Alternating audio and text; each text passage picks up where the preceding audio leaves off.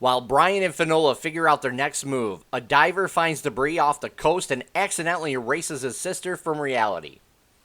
Hello, everybody. I'm Steve from VALHARTV, and today I'll be reviewing Debris Episode 9. So this week's episode switches things up a bit more from last week, and we get our first two-part episode. What a real treat this is, right? For any series nowadays. Especially with this type of format. This opens up with Bryan and Finola getting a new case in Washington, Oceanside. We go and meet Shelby, who already appears to know who they are when they go to his house, and he explains what's going on to them, and they're shocked. And he even talks about how they've been there before, and honestly, the looks on Bryan and Finola's faces are great, because they're like, what? How does this kid know us? And he goes through, and as you see, as the episode goes on, he gets more annoyed as he has to continuously re-explain what's going on to get help. Excuse me.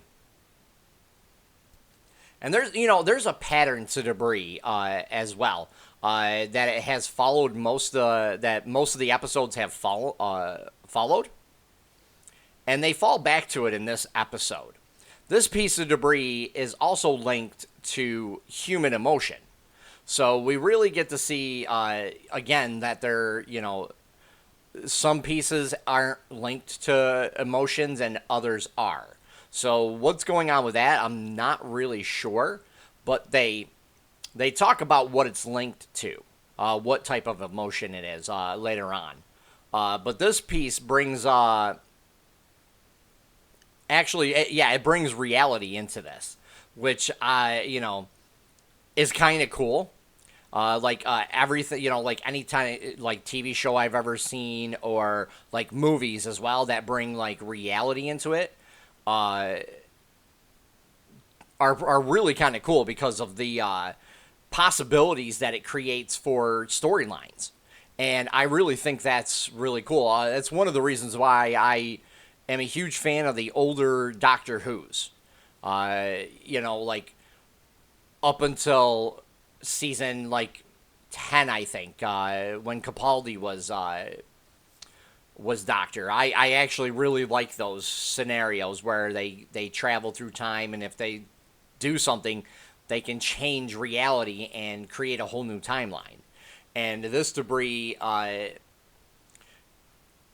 does a little bit of that, and it's really kind of cool. And Bryan ends up becoming a part of it, and what happens at the end is a really good cliffhanger, because he literally lays all of his cards out on the table, so to speak. And I thought it was great. And where it ended there, I was like, this has got to be at least a two-parter. I was like, yes, finally we get a two-parter, because for me, this series has been a roller coaster.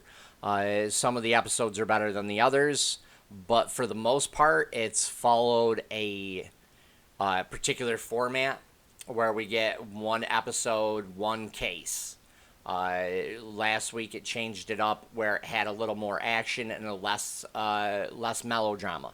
This had some melodrama in it, but I completely tuned that out because it's not really relevant. They're trying to build a backstory for a certain character, but it's not really relevant. This show is, again, way too much like Fringe meets X-Files type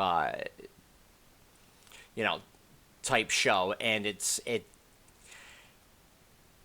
I have mixed feelings about it. It's not a bad show when they're dealing with the cases and debris, but at the same time, they've presented a lot of stuff that they haven't explained, and especially what the debris is. So it's really kind of hit or miss for certain, for some people, me as well.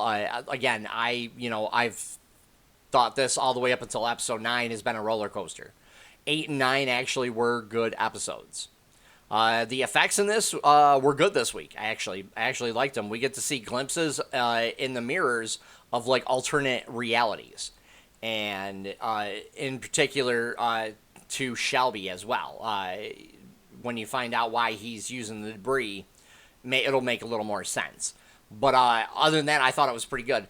And the facial expressions from Bryan, like not just Bryan and Finola, but like everybody else, were fantastic. I mean, Bryan and Finola literally had to act like they didn't even know Shelby every time they met him. I mean, that's got to be hard for an actor or an actress when you've already done the scene once, but then you've got to do it, but you've got to change it a little bit. Like they've changed it, to suit that particular scenario, and you're re-meeting somebody for the first time, and you've got to continuously pretend that you don't know the person, that you're just meeting them for the first time. This piece of debris, I feel like it was a monkey's paw. It granted your innermost desire, it seems like, even if you don't know what that is, though. So that's what I think this emotion was, and I believe they, if I remember correctly, they do talk about it in the episode as well. But in turn, it changes everything, and it takes something away from that, from what it's doing, from the reality it's changed to.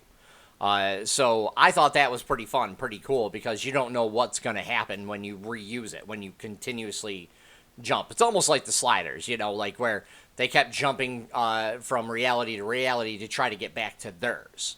They never knew what they were going to get into the next week. So I actually liked this episode. I'd give it at least an 8 out of 10 easily. I can't wait to see the next part to this episode. So if you guys like what I do, please hit the like button and also subscribe, as I'll be doing more content each week. And leave a comment down below. Let me know what you thought about this episode. Take care for now, everybody.